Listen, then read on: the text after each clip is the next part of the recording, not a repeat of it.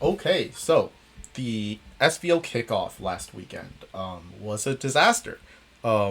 I did 9-1 in the end after actually playing all 10 rounds, and I'm going to go through the replays for that, talk about my matchups, talk about my thought process, and what I did wrong, which I did do things wrong. So this deck is just Dayan's Forest deck exactly, so I'm going to link some Dayan videos in the description, but you can learn a lot of the stuff that I had to learn from him. And for Portal, I have no Ralmias and 3 cannons, and this is a purposeful decision. I have the 3 Ralmias. I did not run them. I don't think that they're worth running, depending on what you're trying to do with the deck.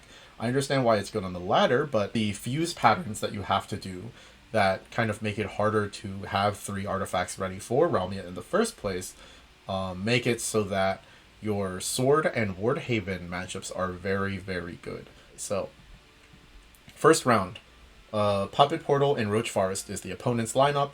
I go ahead with Forest because Puppet Portal and Roach are both kind of difficult for Artifact Portal. Roach is actually handleable by Artifact Portal, but not a matchup I'm super confident about because Roach is so powerful. And so I just pick Roach myself and play against Puppet Portal with it. Opening hand, kind of iffy. I'm happy to have Bale, happy to have Godwood Staff, but no early game cards, no clear line for the game. I draw the Lily back again and a Glade, which is fine, I guess. Against Puppet Portal, the Glade isn't horrible, but we are worried about getting Orcust into the ground once we hit a certain turn point, and I don't have a good way to set up any kind of chip damage for that turn point to happen. So we're gonna go ahead and put the Lily down as our only available play, and we're going to go ahead and get hit by a Love Struck directly. Putting down Godwood Staff, drawing a Roach, okay, fine. And they're going to go ahead and put down a third Puppeteer, which is now we're getting to very dangerous territory after they coined one out on turn 1. We are getting tempoed for our entire life. I still can't really do anything effective. Luckily, I do find a way to get a fairy. I go ahead and accept that any fairy will do. Rather than putting down a second Godwood Staff, I try to limit the damage he's doing to me. He drops Indomitable Fighter and goes ahead and puts me at 8, which is the exact amount of damage Orcus does. At this point, I'm realizing I have to race as fast as possible, but don't have the option to, so Glade anyways, even though I would love to do some chip damage with the Roach somehow. Not really a real option. Let's go ahead and Glade just to survive. Luckily, the Glade drew 2 very good cards for this situation, and gives us a clear path into starting to play. So we are, of course, going to Titania and Evo here. The Evo wasn't 100% necessary, right? It could have been like Fairy, what's it called? Fairy Convocation, or like Lily Evo attack with the Lily and the Fairy. But either way, I didn't want to draw the cards because, as you can see, we're already at 8 cards in hand anyways. And Evoing to Titania doesn't hurt because we're not going to be able to use up all those Evo points. There aren't enough turns left in the game, knowing that next turn is Orcus. And knowing that is weird because he is about to do something insane. He uses his coin to put Fildo here. I can't explain this. There's a couple options. One is that he really thought that he was going to get another play point the next turn for some reason. There's also a world where he simply doesn't have Orcus, but even then you play like you're going to draw it, right? Either way, I take this to mean that he doesn't have Orcus, and it doesn't even matter, because there's only one way I can play anyways. I'm going to go ahead and put him in range of a... I'm going to go ahead and put him in range of a Roach turn next turn. Even though I don't even have another bounce anyways, and I'm kind of assuming I'm going to have to spend the next turn like Lamagaing or something.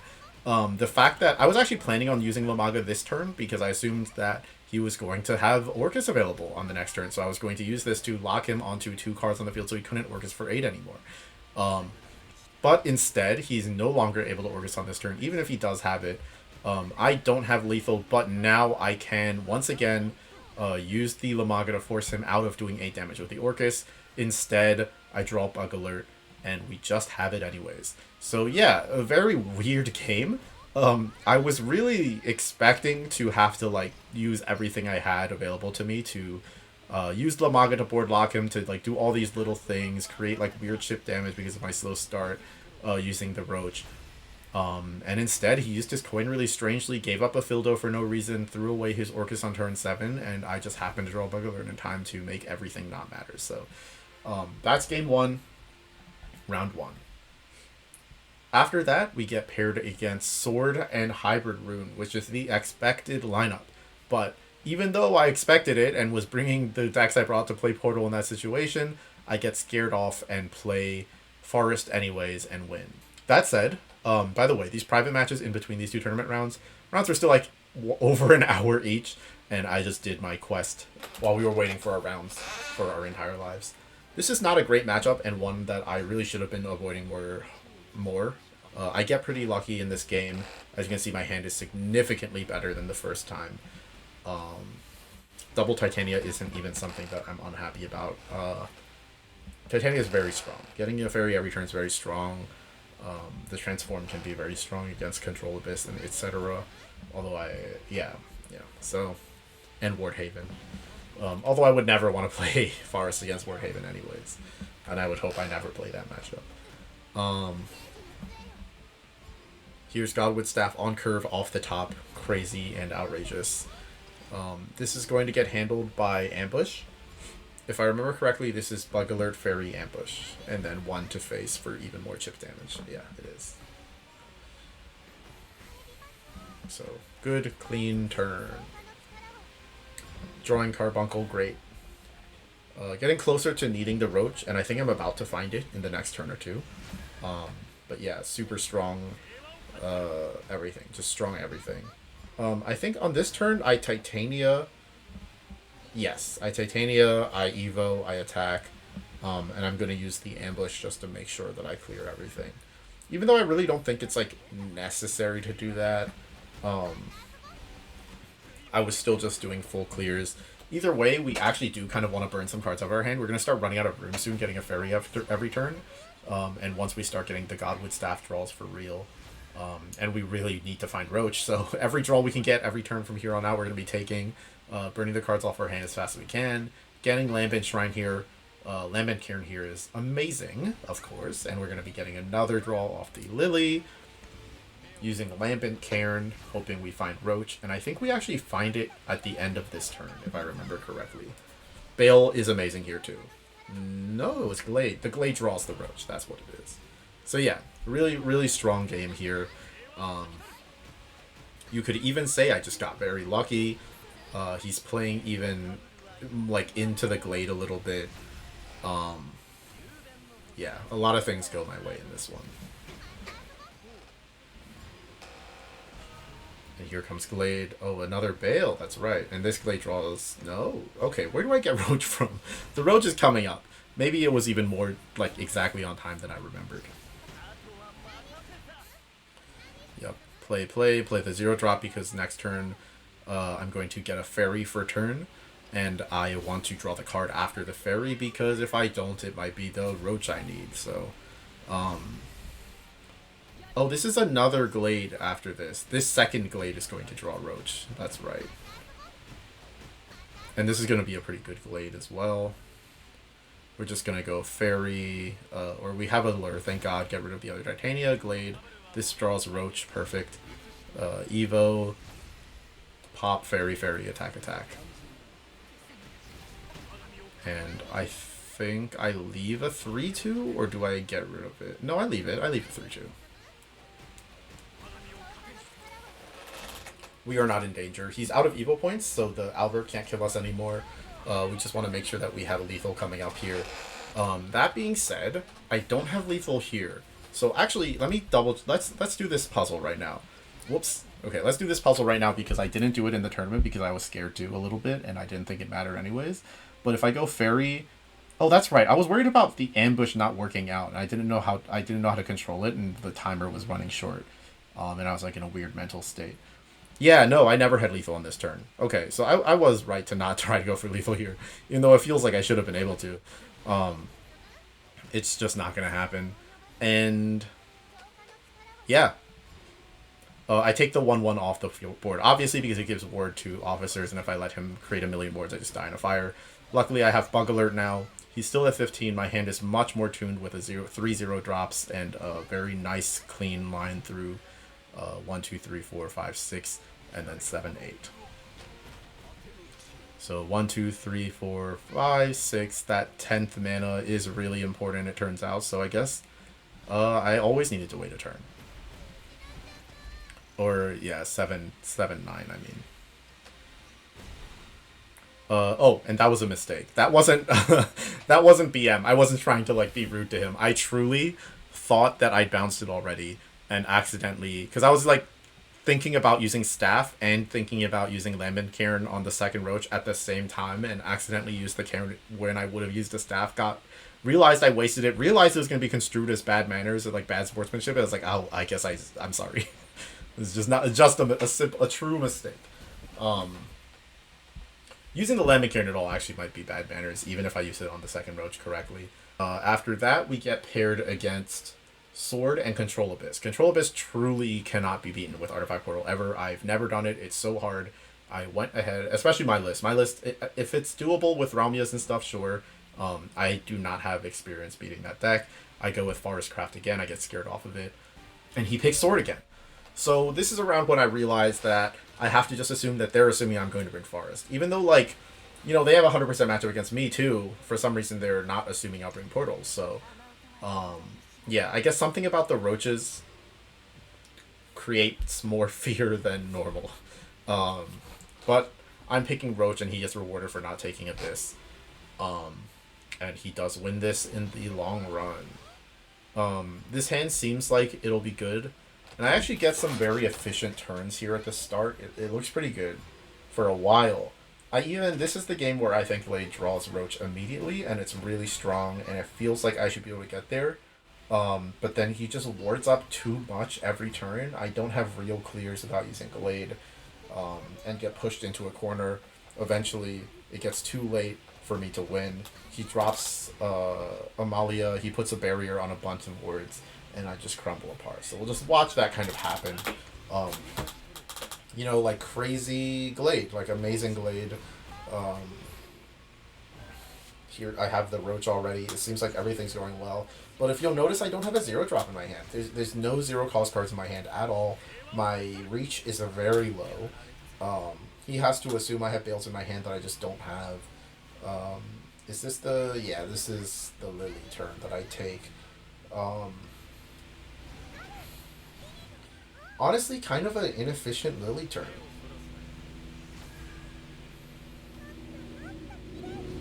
Oh, it finds me the Lambent Cairn. I guess it's pretty good. This is just going to be double Shrine, makes me sad, but I don't have a way to do anything with it. If I remember correctly, I'm going to go ahead and use the second Shrine next turn, because he doesn't do anything that I can't clear pretty simply. Right? Am I right? Do I remember that correctly? Throwing the ambush definitely helps. Oh no, I just suck up the second Shrine. Never mind. Oh yeah, Fairy ambush, and then Lambent Cairn. That's right, that's what I do. Because this is my first 0-drop card.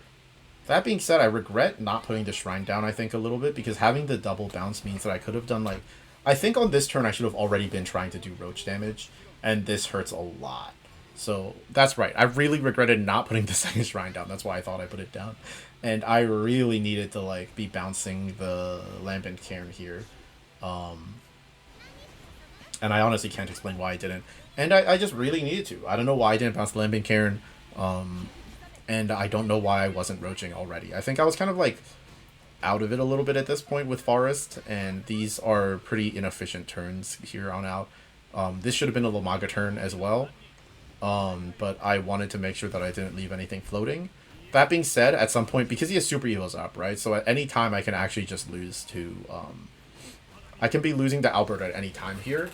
But I think I've reached this point where I just believe that I need to be...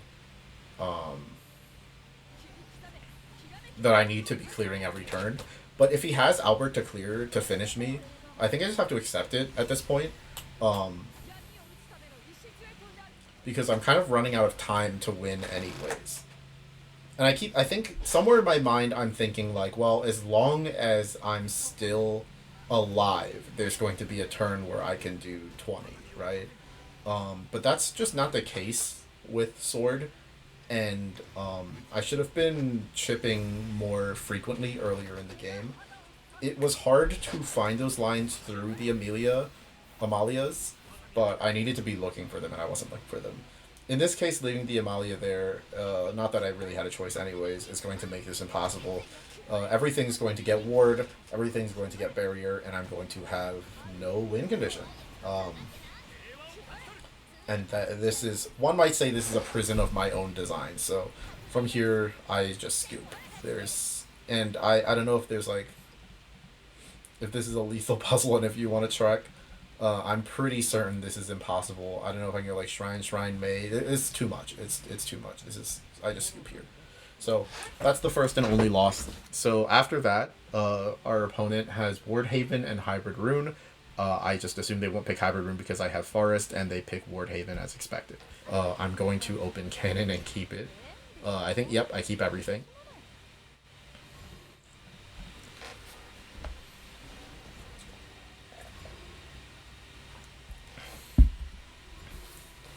And yeah, we're just going to go back and forth a little bit here. They play Fox of Purity. It is on their deck list. I'm aware it's there. It stands out to me. That being said, I don't really judge it that harshly, honestly, even though I don't think it's really good. I really don't think Ward Haven has established patterns for deck building yet, in large part because it hasn't been successful enough yet to say, like, this list is definitely right, or these cards have to be in your deck. There's still a lot of exploration to do simply because it's not perfect. But I find Carnelia on curve with the catapult, which is just crazy. A crazy thing to find when I don't have it previously. And I'm given the option to make the warded Gamma. Warded Gamma against Ward Haven is... it trivializes them a little bit, especially in combination with the cannon. It becomes too easy to clear their boards, and they don't have a good way to play outside of simply making boards. So we're going to go ahead and take care of everything. They open 2 Fox of Purities. They're even using an Evo on one. It's not a great look. We're going to be getting a very easy turn to just put a cannon down.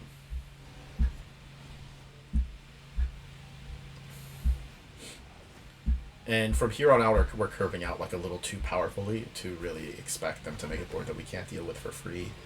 This is going to be a simple bullet turn.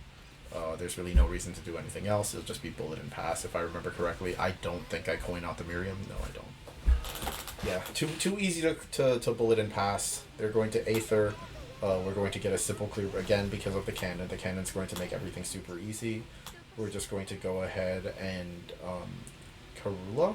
Right? Karula for Gamma, Super Evo, attack the 2/6, attack the 5/7. Everything else can get cleared by a fuse.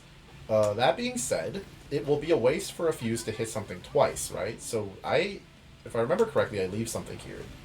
Because I don't even think yeah, that's right. I don't really care. If I fuse again and I hit the other one, then I have to fuse again to get any value, and there's no good way to fuse 2 more times from there. So I just fuse once, accept the 1-for-1, let him do this. Gene sucks here, if I'm going to be honest. I was more worried about him going wide again.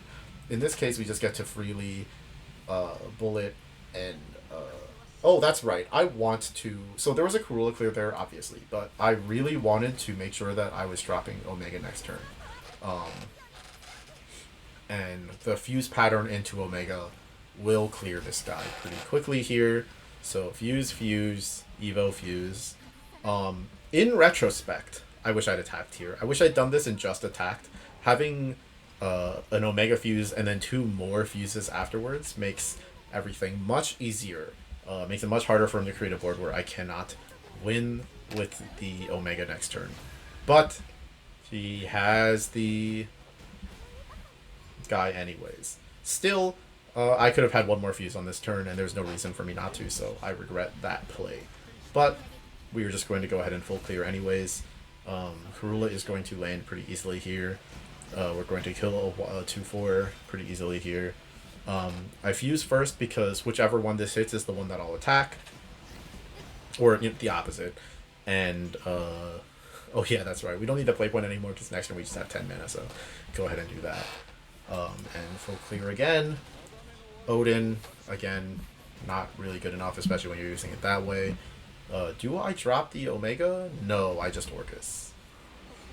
I just take a simple Orcus. Leave all the pieces in my hand so I can fuse 3 times after Omega. Oh, 4 times after Omega. And it's simply becoming impossible from here for him. I think I don't even Omega this turn, right? No, I do. Because it's simply too easy. He does clear this Omega, if I remember correctly. I think it's second Jane, and the Tiger together clears it for 6 and... Oh. No. Oh, Divine Guard. Not Jane. Divine Guard to do the 6. But, of course, he's kind of running out of ways to play here. This is going to get taken care of by just straight up fusion. I think if I remember, I draw into... Yeah. So I just go fuse into the alpha, and get a million pieces. Oh no, I leave the gamma in my hand. I guess that makes sense. And then from here, yeah, nothing big. He leaves up a ton of stuff. Okay, here, but I have lethal here. It should have just been stream on here, or stream. Either way, it's the same. Okay, fuse for beta. Oh, I don't have lethal here. Huh. I remember thinking I should have done this. But no, I don't have lethal here. This is... So I guess never mind. I do have to crash that guy, because with the 1-1 on the field, I can beta and swing for 8, but I can't clear everything. I just happen to can't clear everything, so... Oh well. In that case, I can stand by the play I made, which is just to create an unreasonable amount of value with a beta in my hand, and he's at 4. What could he possibly do, right? And I don't even think I used the... Yeah, so... the Ward Haven matchup is, as you can see, just attrition. Just draining their resources into a cannon that, realistically, they just have to get rid of with Odin, and nobody did it during this tournament, so... yeah. Next round is going to be my opponent brings Sword and Artifact Portal. I bring Artifact Portal again, knowing that my deck is good into the mirror match, and I have a very good match against Sword. It feels like I should be fine no matter what, and I am. So, round 5. The halfway point, and it's now been like 7 hours or something. We have Carnelia Catapult and a 1-drop. Honestly, just an insane hand, very efficient. It's going to be very hard for him to win with Sword. Drawing another Carnelia, or essentially just any 2-2 that adds a piece, so just the bronze 2-2 would work here too. But getting any of them is amazing. Keeping a 2-1 here is amazing. We get to Ironheart Hunter, so we just draw the other one anyways. We have Recharge even, perfect hand, absolutely outrageous. If I remember correctly, we're going to even bullet next turn because our hand is so powerful and we don't need to hold the bullet for anything. Or rather, I'd rather make sure that I'm playing pieces every turn. Oh, no, never mind. We have to get the catapult down. I'm sorry, I forgot we had to get the catapult down still. Oh, right. This is the one where he uses Albert this way. He chooses not to go wide, which is very good. Knowing that Gamma is definitely on the horizon, obviously. So he just chooses to Albert in immediately, start getting close. I have a Carnelia play here. And in retrospect, I think I actually should have... so this is the play I do to clear. I think I should have made Gamma by using all these, leaving a Striker in my hand, use the Carnelia to put the ward on the Gamma, then use this to bring out the Striker artifact anyway. I think that was the correct play, because it makes sure that the Alouette will also bring out a warded Gamma as well. And I think it's just a better order of cards. In any event, because I didn't do that, I have the option of doing this, which... At this point, I'm very scared of getting chipped into Albert range because I'm almost just there anyways. And I immediately bring out the warded alpha because I have the opportunity to do so and even get a lease down. It's just a very nice line to be taking, so I take it. And the alpha being warded is going to help out a lot in the future too, so I'm kind of glad I didn't do the ward up the Gamma early play. Before I was aware for sure that he was going to force me into it. He's also playing around Gamma the entire time, which actually makes it a worse option anyways, so yeah. go ahead and cannon to conserve Evo points and pass. Yeah, that's right. Odin comes down for very little value. Puts me again chipped down into Albert range again. I'm assuming as well from that early Albert that he is definitely he definitely had two already at that point at least. So this is a very easy choice. Worded Alpha again, get out of Albert range again, on a turn where he actually can Albert if he wants to. But either way, stay at 13, keep up a 5 award with more than 3 defense, and he goes wide. But not even that wide. I think I draw cannon here. Yep. So draw cannon. Very happy finally to have cannon. Fuse. I'm going to do a half a fuse into alpha because that's a super important thing to do. Oh, no I don't. Okay, never mind. I don't half fuse into alpha. That was a mistake. So this is one of the big mistakes. I got really worried about Albert here, but there was no real reason for me to do so. I'd been testing with my one friend, and he had been playing Quickblader, and I responded to 13 life as if he had a Quickblader in his deck, but I actually knew that he didn't. You know, it's open deck list. I could have checked for a Quickblader, but I just kind of responded instinctively, and I regret this a lot. I actually do get punished for this, because if I didn't put this 1/5 down, on the next turn, going into this board, I would have been able to Omega and then fuse twice. So Omega and then fuse twice guarantees this thing going away. But because I can only fuse once after making Omega, I'm simply forced to make something else. I do this first, by the way, because in a world where... So normally I would fuse just one of the pieces in the alpha, so that when I make the Omega next turn, when I'm actually going to play it, I can pop with the cannon one more time. But in this case, if that first fuse did land on the 9/9 and the 20% chance it happened, I could immediately slam the Omega and fuse one more time. And that is something I wanted to have as an open option that I considered worth it. When I miss, I can immediately say, okay, it's Sylvia. Sylvia, get myself out of Albert range again. And Super Evo, last Super Evo is going to take care of this. Attack in. Stream of Life for the last one. He's now in range of Omega and Beta together. Their only heal option is Olivia, and at this point he's used 0 Olivia, so there's not a lot of heal in Sword.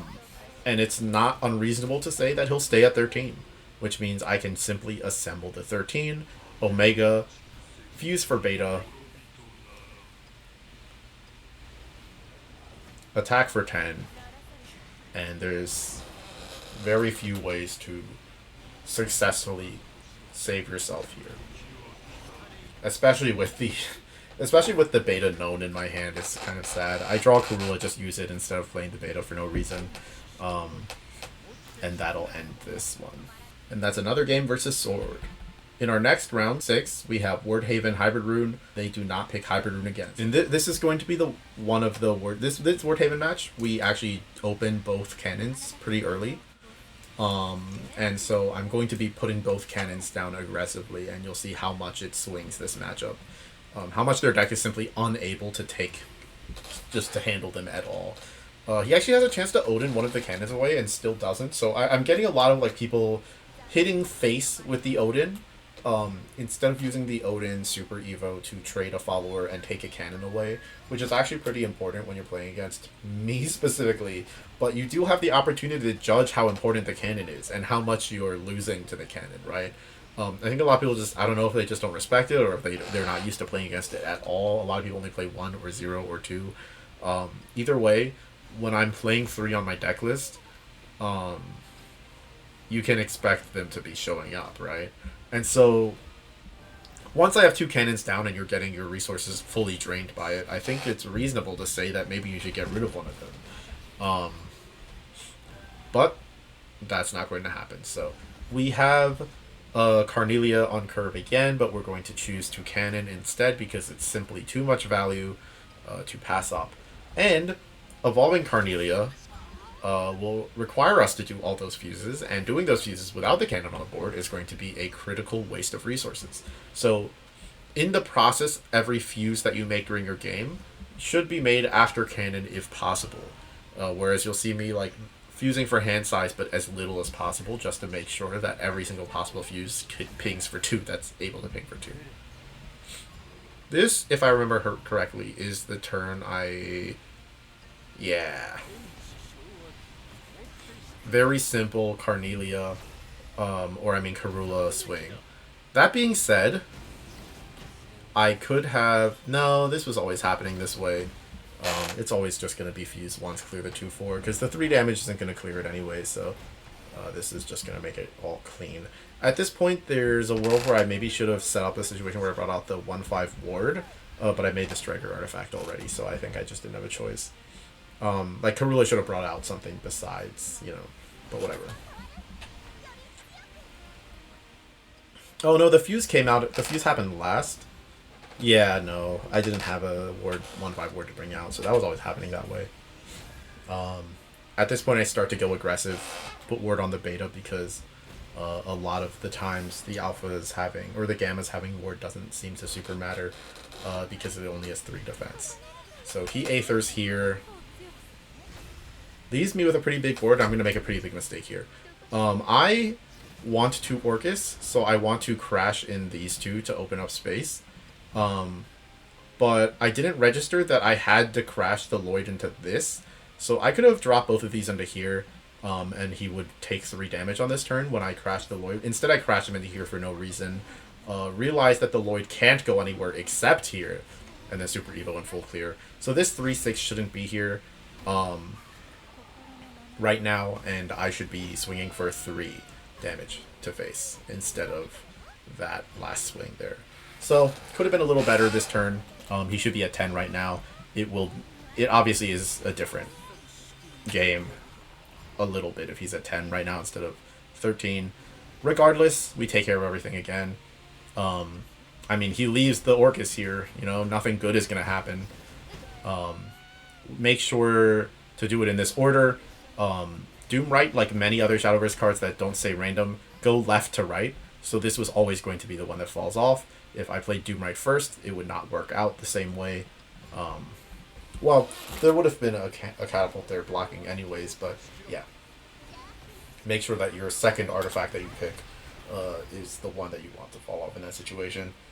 Either way, we still have 2 cannons. Everything is still trivial. There was no good reason for him not to get rid of a cannon there, I think. Even if there was a good reason, no, he needs to get rid of the cannon there. Either way, we're going to go ahead and heal up out of his 1 Griffin that he has. Even though he doesn't really have access to the Griffin play without the amulet already on the field, or without 2 amulets already on the field. So he can only do it for 10 damage with the Super Evo. Just get out of range anyways. This is going to be cannon. We do not have an Omega lethal here because he's 2 warded up. But we can do our half fuse, single fuse, 2-2-1-1 pass. No reason to put ward on anything. Just leave him at 9. If I remember correctly, he heals to 11. Yeah. Heal to 11, Cleric, Leia, Super Evos. But this board can't survive the fusing we're about to do. You can fuse for beta. In the process of making Omega, there's going to be 2 pings that go out. Even if they hit the same follower, at the end of it, there's going to be 2 followers with no more than 2 defense. We get a little lucky by spreading the damage, but it doesn't matter. It truly doesn't matter. We have too many fuses after the Omega, and it's going to clear any board that we want and still get our 12 damage in, so that'll be that one. And as you can see, the 2 cannons were extremely powerful, and it might start to make sense why I only run 2 Orcus.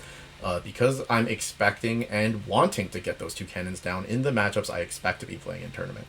Next is going to be TK Sora for round 7, playing Sword and Hybrid Rune. And we are going to go ahead and get paired against Sword again. Alright, another good hand. We have Cannon early, we have Elise early, we have a Bullet ready for later, we have an Alouette ready for later. Everything's going really well. Drawing another Elise, also very good. And he's going to miss his turn 1 to drop and his turn 2 to drop. So this guy is on a bad hand. Oh, okay, so he does land his turn 2 at least. Does his coin, where does his coin go? To a turn 5? Or turn 4 or 5 drop? Oh, this is the one where I bullet early. This is the one time I do this. I have Karula, I have Alouette, I have Cannon. We don't super need the bullet for later. There's obviously punishes for that, but in terms of efficiency and in terms of getting the pieces we need in time, I think it's worth cannoning there. Either way, or worth bulleting there. Either way, the cannon is very simple here. There's no reason to Alouette first. The 4-6 body is truly not worth it, even if it feels like it might be. What really matters is that whatever you bring out with Alouette, the fuses that make the thing you were going to bring out with Alouette really should get spent as cannon pops. There was an argument to Carnelia here, but I didn't feel the need to. And I ended up doing a beta push and just evoing the Alouette, even though I could have fused twice instead. In large part because the 2 more fuses would have had to be like make alpha fuse again, and then bring out the alpha, which I didn't want to do. I wanted to deal 3 more than I wanted to heal up to 20 again. We're above 13, so we can be a little safe here. Or we can play a little dangerous, the opposite of safe. And we're still above 13, so let's play a little dangerous again. If I remember correctly, this is going to be Carnelia, fuse, get lucky, hit the 3-3. Hitting the 3-3 allows us to gamma for everything, right? Because we can either here crash into the 7-7, drop the artifact catapult. Oh no, I choose to deal 3 more and hit the wheel. Okay. We could have catapulted there, but the catapult would have been the same effect. He would have had 3 more life, but we'd have 1 more piece in our hand already. And we'd already have the pieces for Omega. But it is a little early to be worrying about that, so this is just going to be a Karula turn, of course. And we're going to get the catapult down for free anyways, so that is how it ended up going. Get our 2 Super Evo attack damage, and then let it ride after that.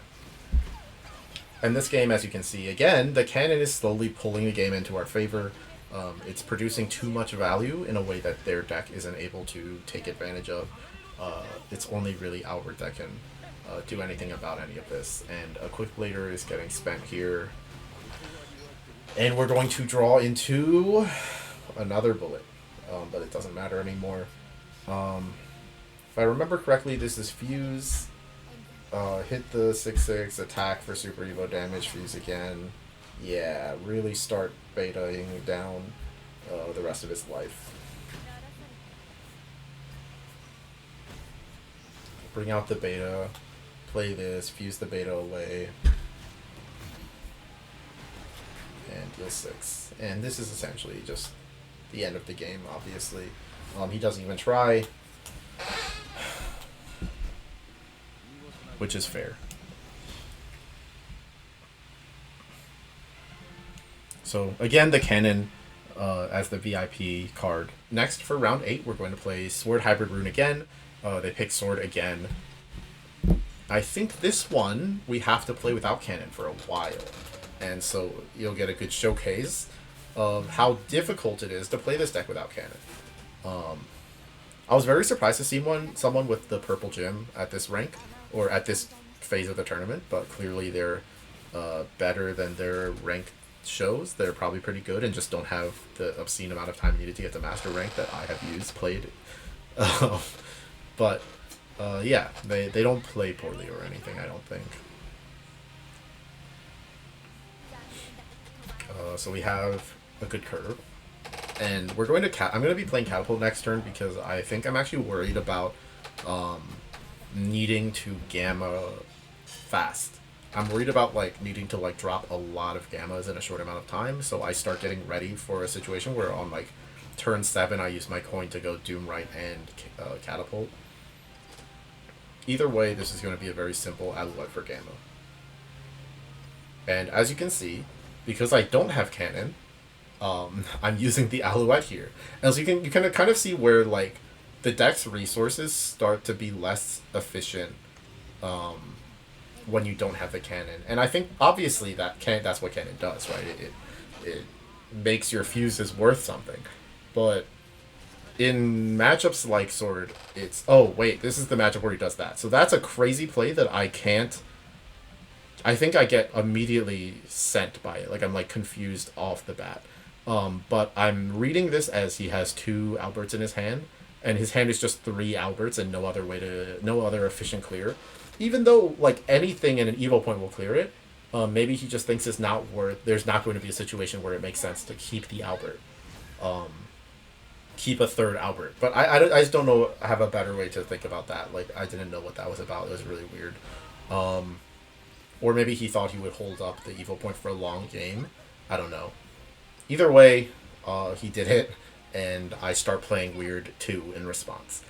Because I really do get worried about the multiple Alberts in a row and bring out an alpha just to heal up, because I want to get efficiency out of the catapult. I want to make sure that I'm not wasting that 3 mana, and I just go ahead and use it.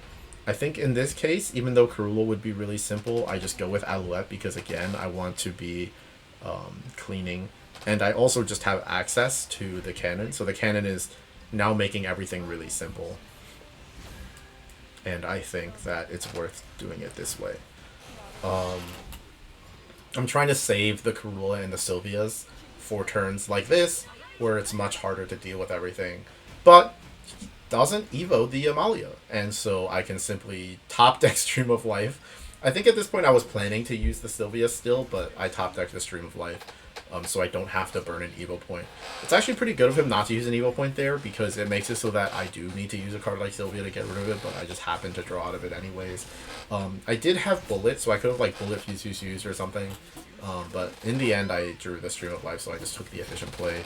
He starts to burn Alberts off to put me at 12. Clearly his hand is 3 Alberts now. It's become more obvious. And I just have access to Bullet anyways. And if I remember correctly, I'm going to be coining... No, I'm just going to Doom right here to heal and deal... Yeah. Once again, I'm out of Albert range. So, you know, just keep staying out of Albert range with Alpha. But some of the early game... plays without cannon. You know, if I didn't draw the cannon there, it would have slowly slipped out, I think, of control too over time. But in the end, he has no wards, and very easy to just Omega Super Ego for 13. So, a very simple game. Hard to say without seeing his hand if there were better choices to be made on his side. The way he used his first Albert was really weird, but if he really did just have 3 Alberts in his hand already, then it's understandable to use one that way. But too much tempo on my side once I find the cannon. The next round 9 is Wardhaven Hybrid Rune, and it brings Wardhaven. And this one is pretty weird. This is going to be a long one. This one goes to like turn 20 something. A lot of very funny things happen. I make 2 Omegas, all that jazz. So, as you can see, immediately I open pretty slow. I don't have cannon immediately, but I think I'm going to draw it before turn 5, if I remember correctly. But this is not a 2 cannons game. This is only a 1 cannon game, unfortunately. Play the follower first, so that you get board presence. You can play the catapult on the turn before you would use it.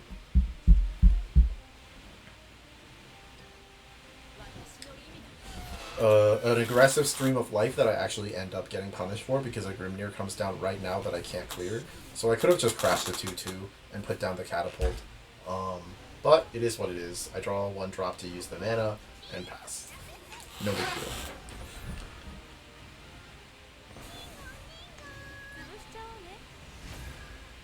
He Leia Evos to keep up pressure. All these plays make sense unless I run cannon. And I think this is when I just draw cannon. Oh! No, it isn't. Well, I can punish with just the Carnelia and the catapult anyways. When do I get the cannon? I get the cannon at some point in this one.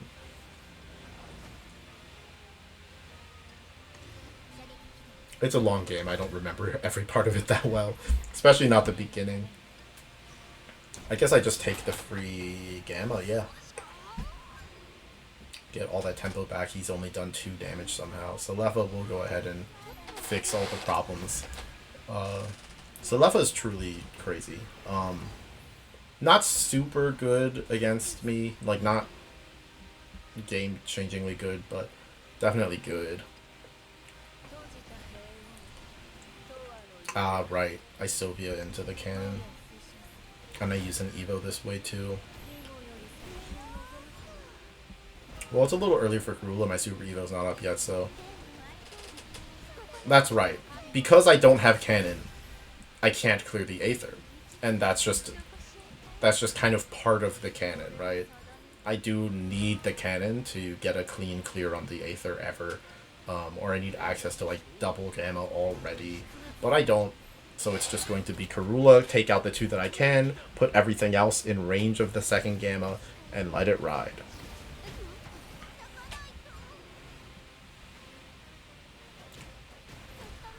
He crazily crashes 2 things to play a second Aether. I still don't really know why he didn't keep the Tiger, but it would have survived another Gamma turn. So it really is interesting that he chose to do it that way. Either way, I had access to Doomright and Cannon, so... Well, no, I can't get up 2. I couldn't have... It'd be hard to get 2 Gammas down. Anyways, I end up being able to do this. And once again, can't clear everything, but the pressure is much lower than last turn. He Odins, takes that, fair enough. Crashes the Odin, fair enough, I guess. And he's out of Evo points. We're both out of Evo points, but I now have a cannon. And the cannon is going to essentially replace all my Evo points. Forever. At this point, I start getting ready to try to end this game. In part, I mean, that's the only play I have anyways, but that's what I'm doing, so... the Wilbert comes down.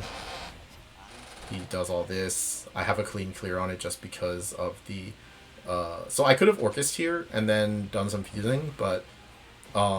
if I'm honest, I still hadn't internalized that he never Evo'd a Wilbert this entire game. That's something I just didn't realize until this moment, when I was like, wait a second, those are 1-2s. Honestly, I kind of forgot that that was the Evo effect and not the fanfare effect. In any event, at this point, fuse, attack, you know, things are getting simpler by the second. The cannon is finally starting to kick in. He doesn't clear cannon here, which to me is insane. He goes to face here, which is also insane. He really did need to get rid of the cannon at this point. There's a world where he starts to drift into the winner's seat over time because he does that. But instead, I get to do this. Heal myself. He has 1 Griffin on his deck list. I heal myself out of the Griffin range, which is, with no Super Evos, is only 7. But I'm used to thinking of it as 11. Either way, let's get out of range a little bit. I think I draw Bullet. No, I draw that. Still no reason to use Orcus, because we can just do this. Fuse once and attack. The Orcus would have left me in a really weird state, because I think I would not have been able to clear the other 6, the Tiger afterwards. Either way, he puts down Wilbert, and that's it. Draw something. I finally use Orcus because it's free. Let's do this, put down the Hunter, fuse 1 time for Alpha, and attack. So, a weird line, but very efficient. Weird to have an Omega on the field that still has an attack phase for this long. Holy Vessel, fair enough. Serene Sanctuary. So, luckily I draw Sylvia. Really, really, really good draw. I draw 2 artifact generators. Really good again. And let it ride. At this point, because I have cannon still, the artifact generators are going to be very good top decks, and I have quite a lot of them. He chooses to hold the Vessel back, which is fair enough. And I draw the best possible draw, which is the second cannon. And the second cannon makes it so that I don't have to play into Vessel, but can continue to apply pressure and continue to advance my board state. He's forced into using Vessel. He's forced into doing this for just 7. And I draw into another Alouette. Now that I have 2 cannons, everything is just gone for no reason. Like, we're just not even playing anymore. And I can just double Alouette pretty easily. The Griffin is his last chance of winning, too. And that's gone now as well. We are starting to pretty quickly find our second Omega. We are 1 piece away already. second Alouette, and pass. And if you think about how many stats of fuse damage is represented in my hand, it's like 2 fuses, 3 fuses. It's like 2, 3, 4, 12 damage. Either way, I draw Karula. And I think if I remember correctly, yeah, it's just this line. I play that. I bring out a Gamma. Unfortunately, drawing Karula means I have to give up on getting immediately to, like, top decking into the Omega next turn, because the Karula makes it so that I have to, like, the Karula's not a piece, right? Karula's actually kind of a bad top deck in this game state. Either way, he doesn't do nearly enough. Ends up making a 3/6 and doing that. I draw Stream of Life, thank goodness. Go ahead and finally use the Orcus. Number 2, use Stream of Life. If you'll notice, at this point he has 5 cards in hand, and that is why I'm about to do what I'm about to do. So, he plays Celefa, and then another Celefa, and then just passes. I draw Bullet. No, Recharge, that's right. And then attack. Oh, attack, fuse, attack, that's right. And I want to pause after this next turn. Oh, he plays an Aether that gets nothing. Okay. So, in retrospect, if here I go fuse, Omega, summon Omega, attack for 16, I do win on the turn after this. But I know he has a Wilbert in his deck, and I know that there is a world where, right? I'm not remembering correctly, right? Because that was part of my reasoning for when in the moment. Yeah, there's a Wilbert somewhere in these 5 cards. And if I drop the Omega there is a world where I get stalled out completely, because the Wilbert will absorb all 3 attacks. I won't be able to play the Carnelia anymore, and if I don't draw, like, specifically Artifact, Recharge, or Bullet, I get stalled out to the point where I just, like, attack 3 times, and then he draws John afterwards or something, and it kind of, like, slips away when there's no reason to allow it to slip away. And so what I do instead is make the Omega to clear the Aether and swing for 6, and then just not play it. Because at this point, I'm less worried about... Unless it's exactly lethal on that turn, I'm more worried about making sure I have the 5 damage sweep than anything else, right? Extend the artifact damage the cannons are producing as far as possible to make sure that I still have the Omega. But what ends up happening is I just top deck Bullet, so nothing would have mattered. But I didn't know that at the time. And I get to continue playing safely. He only has 1 card left in deck. He finally draws his Lapis way too late. I draw another Bullet for turn, and it finally is time to Omega, simply because nothing is stopping me anymore. There's still a Wilbert left, but it no longer matters because it is his last card. So if he plays Wilbert and passes, all I have to do is pass back, and I win. But since I just happen to have another Bullet, fuse, and I will attack for lethal instead of letting him deck out. So this was a really weird game against Wardhaven, but another showcase of how good the cannons are into these kinds of decks. And why I was playing 3 of them and no Ralmia. Whereas Ralmia is a bad card to open and a bad card to top deck, so when is it really good, right? It's really specific when it's good. Okay, next is Forestcraft. My opponent was playing Roach, Forest, and Hybrid Rune. We both were X1, and we discussed in the chat that it simply didn't matter the result of the game. We didn't say what classes we were going to bring, but I did not want to play against Hybrid Rune with Artifact in my last round, especially because now that, like, we're in the last round, there's a good chance that we're both super tired. Maybe he just brings Hybrid Rune so he doesn't have to think as hard. Instead, we both bring Forest for probably the same reason, and just have a fun Forest mirror. And I say fun because Forest mirrors kind of take a lot of skill expression away. There's, like, only so much you can really do in a Forest mirror to change the outcome of the game. You're both just, like, neither of us have heals, neither of us have wards. We just rush the Roach combo. Whoever gets quote-unquote luckier just wins. And if you both know how to Roach combo, which clearly he does, clearly I do, whoever draws it, draws it. And my hand ends up being outrageous. And luckily, neither of us have to get salty about it, because this game didn't matter. So this was a very fun last round to have against a pretty cool guy. whose tag you'll see in start.gg has MS as his team, which stands for Metaslaves and not Manasurge. We everyone in Manasurge is like, who is this guy? Do we know him? Does anyone know him? It turned out he just made his own guild called Metaslaves, and MS stands for Metaslaves. So, yeah. But yeah, double staffed a double staff hand where I just happen to have time to put both down, and Garden Allures to make sure I have the hand space to put both down. And it turns out the reason I could do that is because he had the same hand. So we played very similar hands so far. I'm going second and just managed to get some chip damage in, which I think he could have too, because he also opened very complicated, but he chose to put down the early Cairn instead, which I can completely understand. So go ahead and Garden Allure some space, because we're going to be drawing 2 off Godwood Shrine, Godwood Staff I mean. He's going to go ahead and start trading, and he's going to start doing Roach damage, because he recognizes that the mirror is not good.